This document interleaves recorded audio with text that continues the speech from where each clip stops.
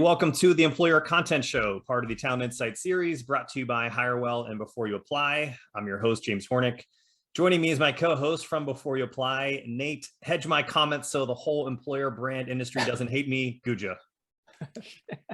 Thanks, man. That was fresh. That was today. That was today, and I still got my my EVP and career site dig in on the post. Yeah, good stuff. Yeah. So before we start, make sure to check out all of our episodes of the Employer Content Show on HireWell's Talent Insights. It's talentinsights.hirewell.com. Today's segment, and I'm making this title up as we go since we didn't actually think this through ahead of time. Does recruiting tech suck, or is it user error? I think yes. I think we've actually come to a conclusion on this. Yeah, we've talked this one back and forth. Anyways, Yeah. So I guess laying this up, what you and I have been talking about the state of recruitment technology, and it's very intertwined with how companies use content to make it also, which is why we're talking on the Employer Content Show, because really it's whatever the platform is nowadays, you're talking about trying to attract talent. It's also how you communicate with that talent, which is spoiler, user error anyways. But you had a viral post. I was very proud of you. It really took off. What was that last week? Well, yeah, okay. It rarely happens anymore. And I think like it maybe as we get a little further into this, I want to know why it did so well. Because actually, I think on some of my points, like with your help, honestly, like with your perspective, I've like come. Yeah, you were half right. You were nailed it on half, and the other half, the one, I had no idea what you're talking about. Yeah, and now that, and then like thanks to your comment, I looked at it and I was like, I don't think I know what I'm talking about. Which actually is up to the state of like social media. So you admit that like a good part of your post was probably wrong. People loved it anyway, which really makes you think about every other stupid ass viral post you see. Like they're probably half wrong. That's the thing, and I'm wondering if like was it so agreeable because people just agreed with like a portion of it? Did they agree with the whole thing? I have no idea. It started a lot of good conversations, so I guess I'm glad I did it. Yeah. Do you want to? So give everyone a summary of what we're talking about here. What did you discuss in the post?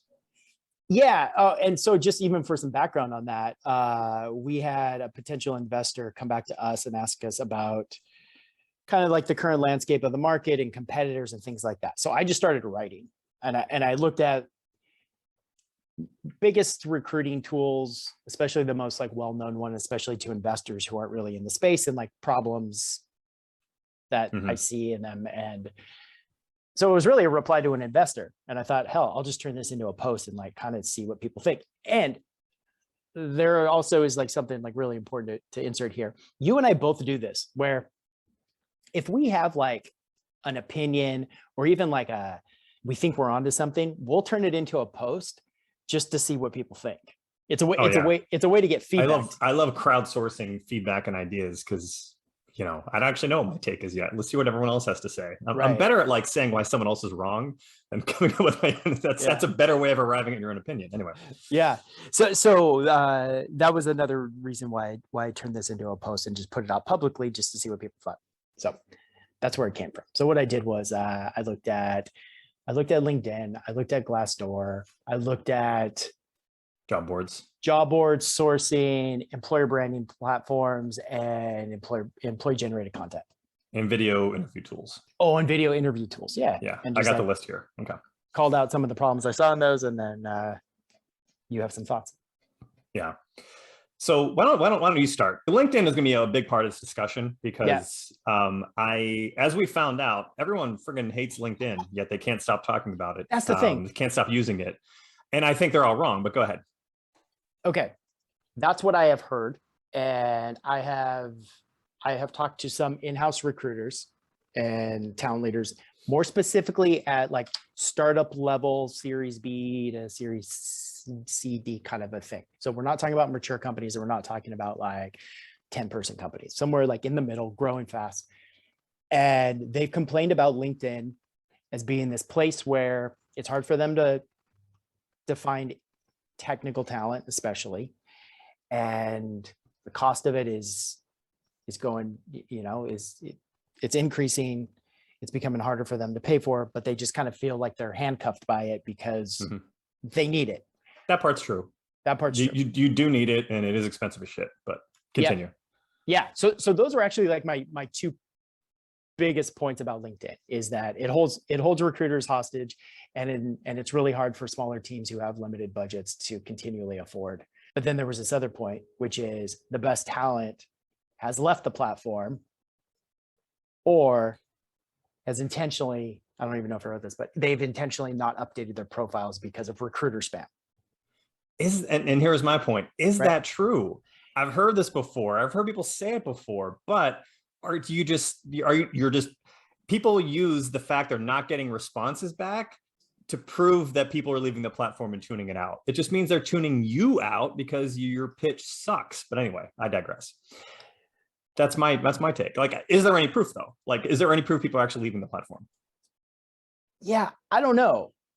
Anecdotally, everyone's like, yeah, well, I know so-and-so left, or I know so-and-so didn't update their account. But okay, but you could say it about any social account anywhere. Everyone knows someone who left whatever platform, right? Right. But like, I don't know if there is data, but like, I think it's such a cop-out that.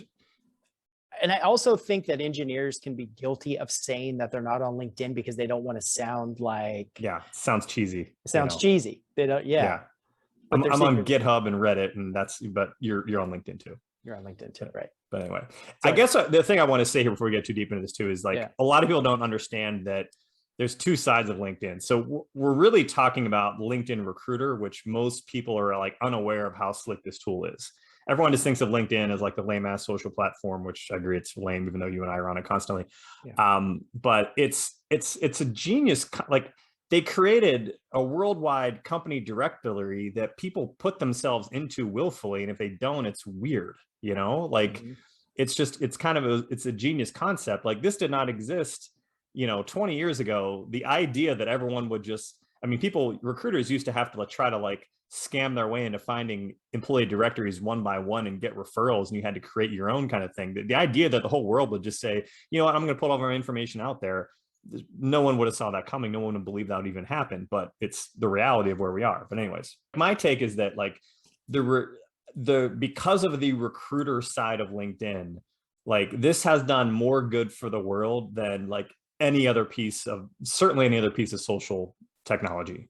Like, millions of jobs every single year people are getting because of frigging LinkedIn. When you think about, like, Facebook's done nothing good for anybody, period.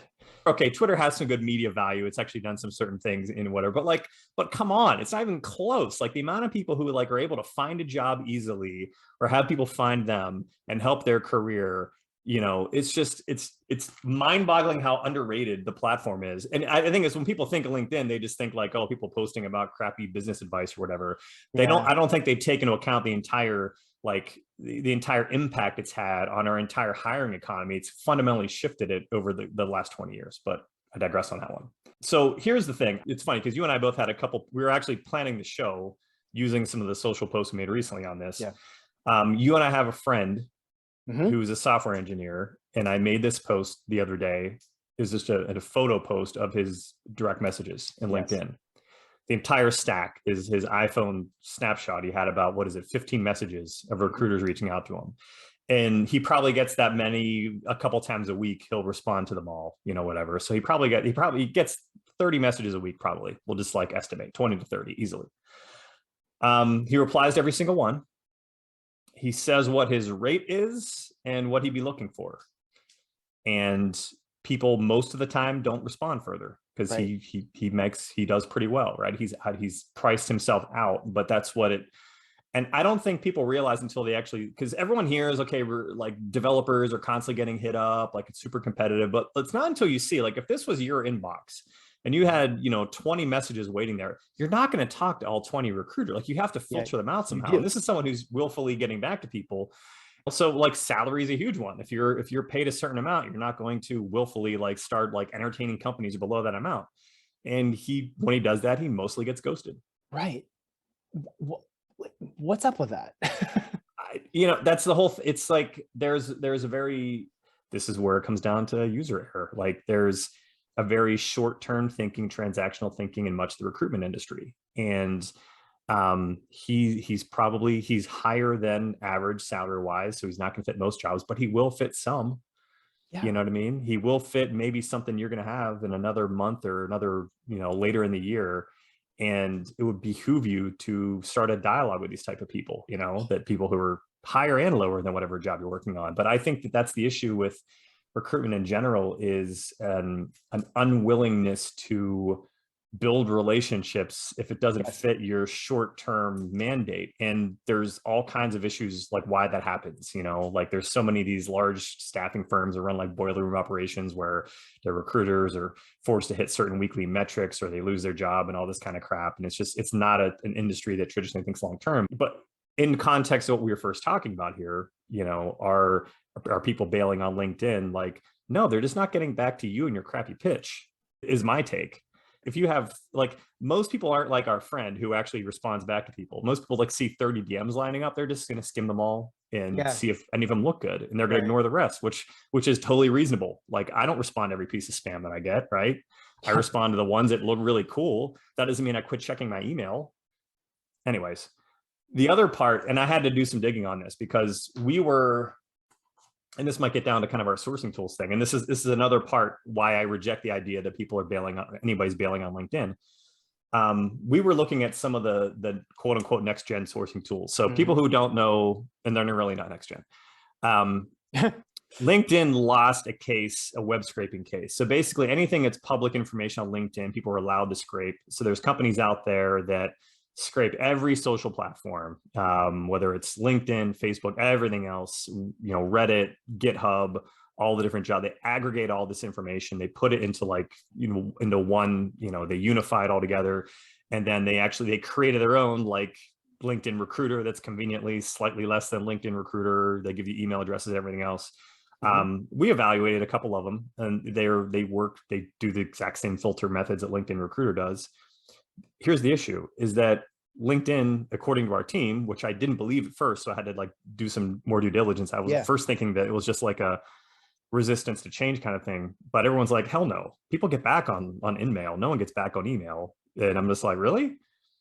Okay. And I took that, and it's actually true. So I found a bunch of articles out there. So InMails have 3 times the open rate as email. They have 300% the response rate as email. Yeah, I know, when I saw that.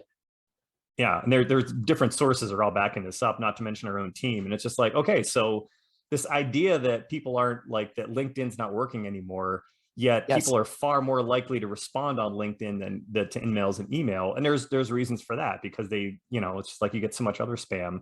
And that's not a direct proof that there hasn't been a downturn, but it's proof that it's still effective, Yeah, I remember I dropped a comment. I don't know if it was a comment on another post or if it was in this one that, I posted last week. I can't remember where it was, but I had a couple more like senior level people talking about InMail specifically versus email and how they categorize those two channels. InMails for job opportunities, emails for like all the other shit, And so I remember when you were sharing those stats with me, and it was about the same time that I was seeing that feedback too. And I was like, okay, that makes sense. It's a way to filter and categorize. Yeah. It's just also like not everyone's a buyer right now, meaning job seekers. Not every dev even cares. Like, they're happy in their job, they're highly paid, they're just not looking. This idea that everyone should always be looking and always responding, it's just flawed.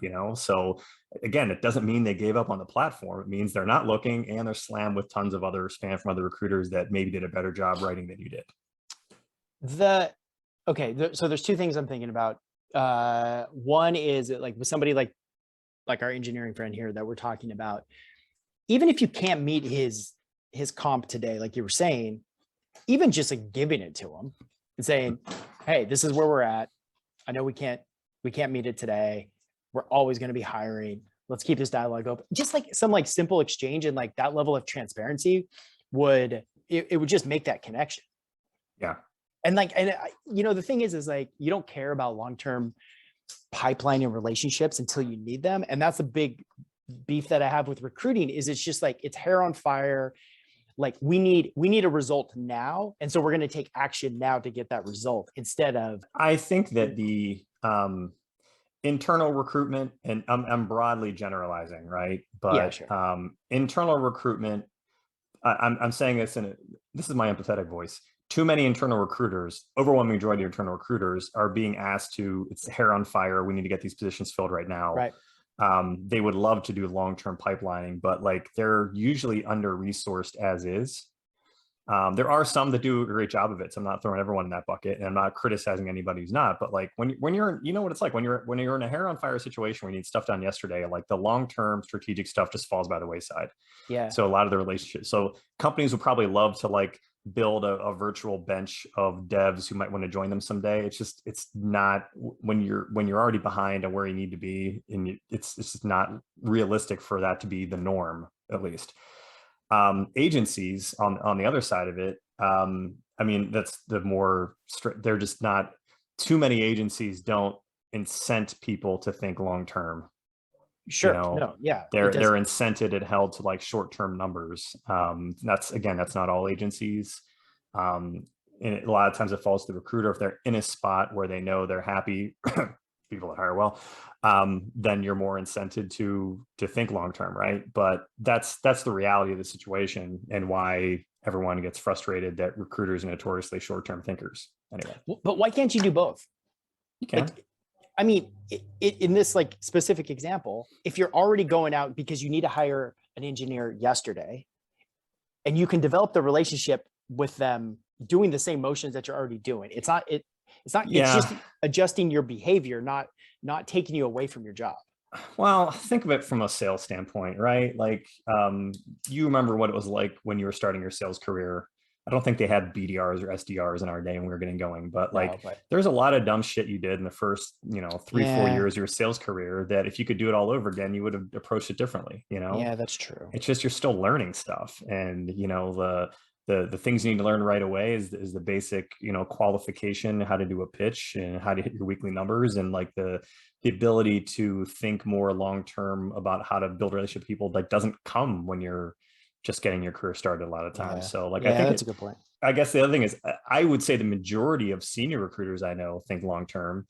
It's just that it's also a churn and burn kind of industry where there's just so many junior people out there who haven't developed those skills yet, are the ones sitting in a lot of these seats. And so they just haven't hit that point where they've got the business acumen to do it, and they will, but yeah, or either will, or they're going to realize they hate recruiting, which a lot of them do, and they get into a different field entirely. So yeah. Anyway.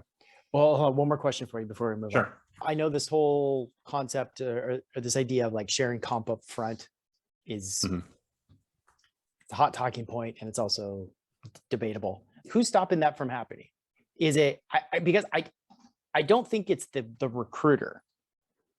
So is the recruiter, like, let's say, ghosting, let's say, our friend here when he's asked, like, what's the comp? Are they ghosting because they just don't want to share it, or who's blocking them from sharing that information? It's a controversial topic because there's not really a great solution for it. If you have a job and the salary range is 100 to 120, your midpoint for that position is probably 110, just hypothetically, if you're trying to hire for it. Yeah. Every single person who applies that job, they're asking for 120, no matter what. The ones who are good enough for that and the ones who aren't, like, it just sets an expectation. Like the way that you as a company, when you're phrasing salary and the way the job seekers see it. And I mean, there's gonna be people who are making 70K applying for that 120 job just to see if you'll give it to them. You know what I mean? Yeah. And that's not to say you could be making 70K. It doesn't mean you're capable of doing that work, because maybe you are underpaid, but you will get a lot of people who aren't qualified that just apply to stuff because they see what the big, like, kind of what the big ticket number is. So that's the thought process behind it. I don't know. I don't have a great solution. I've never been sold that, like, what I do believe in 100% is that, like, once you're qualifying and having a conversation with somebody, you need to get the brass tacks and have that conversation sooner than later. It's just a waste of everyone's time. Yeah. From a job posting standpoint, it causes different problems than it solves. So yeah. And you wouldn't know that unless you're actually sitting on the side of it and you're seeing, like, the amount of people that, the effect that it has. So, yeah, but whatever. Okay. Some people will disagree. I don't know. I'm not dying on the hill either. So, but whatever. Yeah, I'm not either. All right, move on. Yeah. Was there anything else in the LinkedIn topic I wanted to talk about? I guess this one, let's come back to this. I did have one thought. I think this is one of our takeaways. So let me mark this down for later, because I think there is something broken here still, but I think this kind of leads into the bigger point of what we're having this whole conversation about. The rest of these, if you're listening, should be a little bit shorter. Glassdoor. Glassdoor. Take on Glassdoor. God. My take was it's lost its value. Candidates see through it. They know that companies are gaming the system, and that basically now, like any review site, and often what we see with social media, the loudest 1% suck up all the air, and they're the ones who like complain anyway. Yeah, I mean, I agree. I don't think it was ever relevant. That's why I don't think it's important. I think that review sites have always been like check a box to make sure they're legit, or run away if you find out they're terrible. Like, yes, companies game the systems, but if you're an awful environment, you really can't, like companies that are truly terrible can't like get a 4-star rating. Yeah. It just doesn't really work that way. But I've never thought Glassdoor was relevant to anything to begin with. So I agree, but I don't think it's relevant to like, it's nothing worth getting upset about. What's that other one where techies hang out? It's another kind of review, but it's all anonymous. Dang it, what's it called? Blind. Actually, I don't know that one. No. Blind. No. Yeah, you should check it Write out. that I think it's all anonymous, but I heard it's just like one huge bitch session of like, because it is anonymous. Yeah.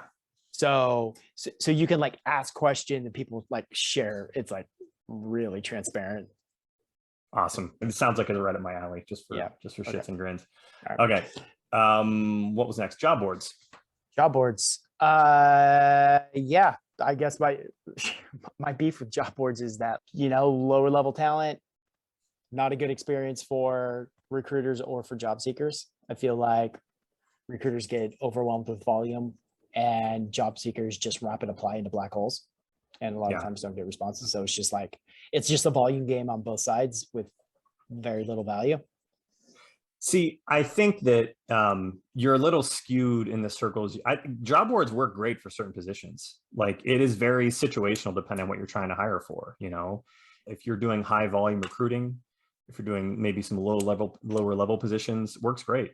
If you're even for high demand positions, if you're talking software developers or other things, or for another side note, contract positions also works great. But here's where, again, coming back to user error, I think that our friend Mitch would agree with this one, Mitch Sullivan, everyone out there, like people just write crappy ads that don't know how to attract. If you're taking a job description and that is written in the most dreadfully boring, probably copy language ever, that's not enticing or engaging, and you're just banking on your company name being the sales pitch for why someone would want to hit the apply button, like, of course you're not going to have like a lot of applications. But on that topic though, this was interesting because I'm talking with Mitch, and I talked to a couple other people recently who work in the UK or the US and the UK. Because I always knew there were like some sort of difference in the business model, in why some of the services, stuff like the stuff Mitch sells, things more kind of like the recruiter branding things seem to do better in the UK than here. Also, it just has a different vibe. It seems like when you're talking to recruiters in the UK, they're a little more on top of like some certain trends. I didn't realize this. I'd like to get some numbers to back this up. Hiring there's just more recruiters per capita in the UK. It's a far more competitive environment than it is here in the US. And fees there get driven down more than they do here in the US. So everyone in the US probably thinks it's like super competitive. Like, no, like UK and Europe, it's even more competitive than it is here. Therefore, recruiters, in order to excel, they have to do things like take Mitch's course, learn how to write a proper job description, or learn how to brand themselves on LinkedIn, all these extra things. Yeah. It's just like they have to become better. They have to become better content writers. They have to be more conscientious about some of this stuff, because like they wouldn't be able to make it. Like every little bit of edge they need for these types of things is what it takes, is required as more table stakes to do the job there versus here. Yep. And there's these, I just learned about this today. In some of these countries, there's rules where you have to wait like 3 months before you can start another job after you leave one. And they got all kinds of weird shit. They got all kinds of weird stuff. And so like the process is like, you're right. It's like a lot more, you have to be more thoughtful.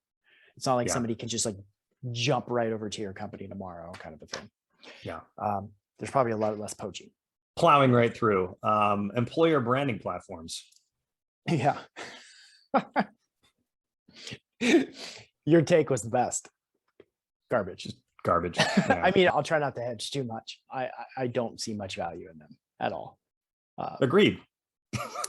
In fact, we agree so much we dedicated an entire show to it, which we're in episode 23, 24. So yeah, I don't think we need to talk more about this point. We'll continue. Yeah.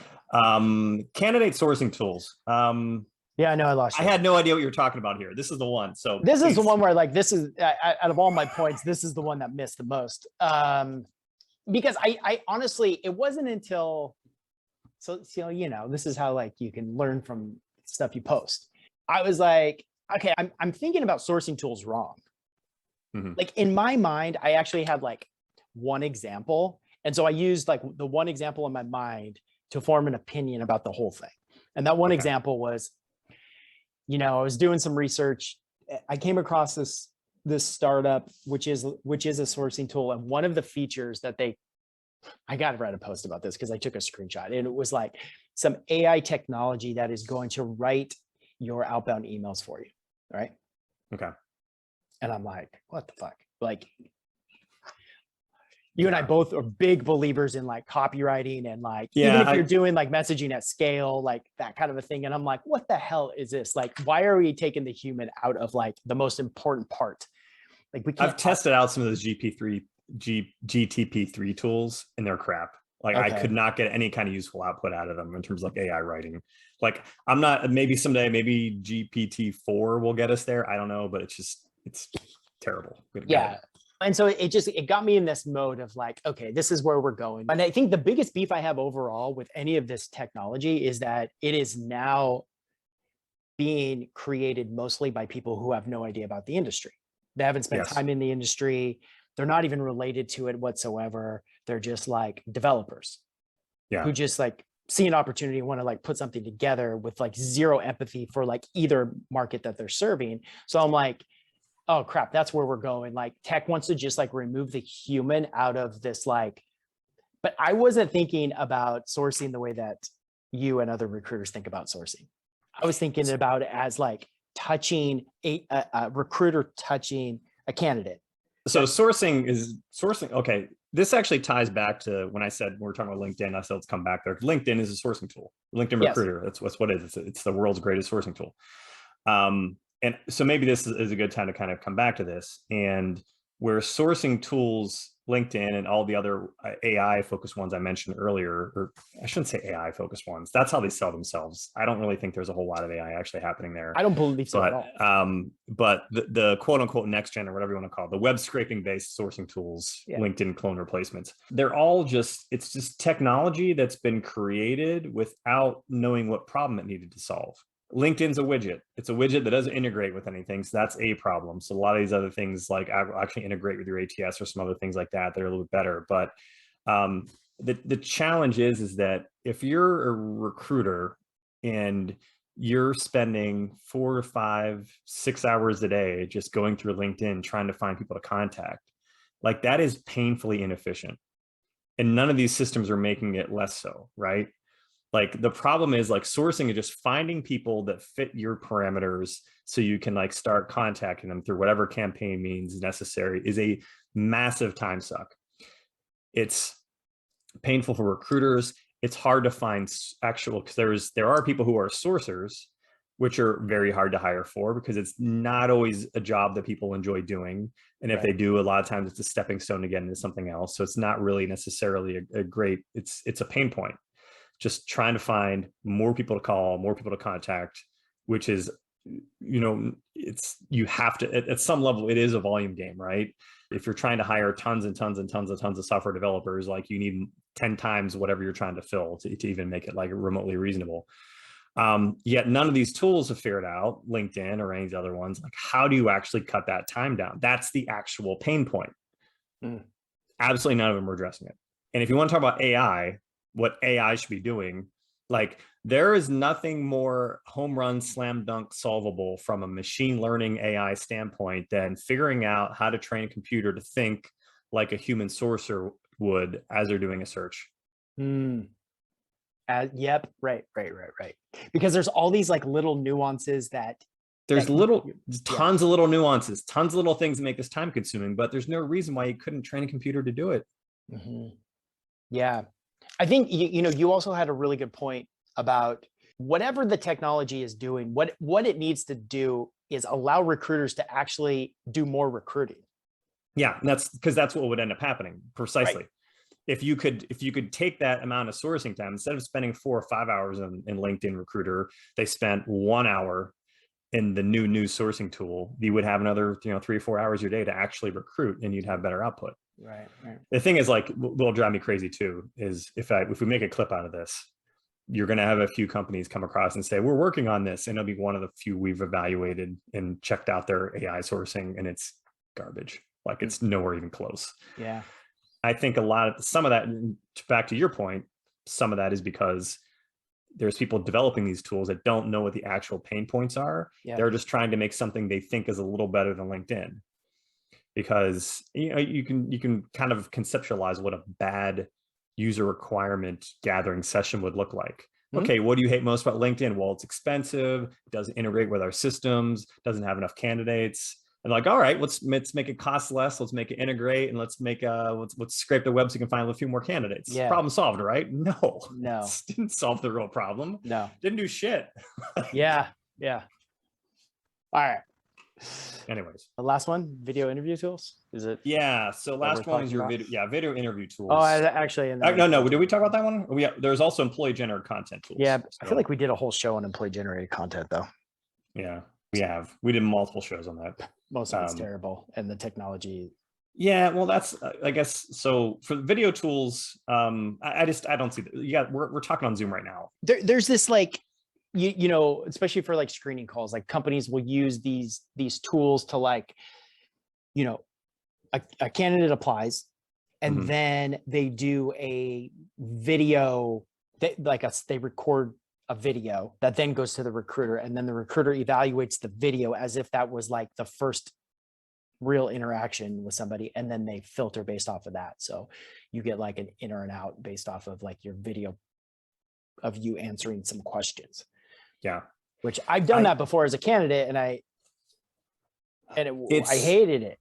Okay, so I'll say this: it's relevant in certain industries. So if you're recruiting high volume people, and you're trying to make the process more manageable, or if there's certain I wish I had a better example off the top of my head, but let's say you're nurses or something like that. You know what I mean? I suppose you and I look at things through the lens of like software developers, digital marketers, salespeople. And I think for those like traditional corporate niche areas, it's just not important.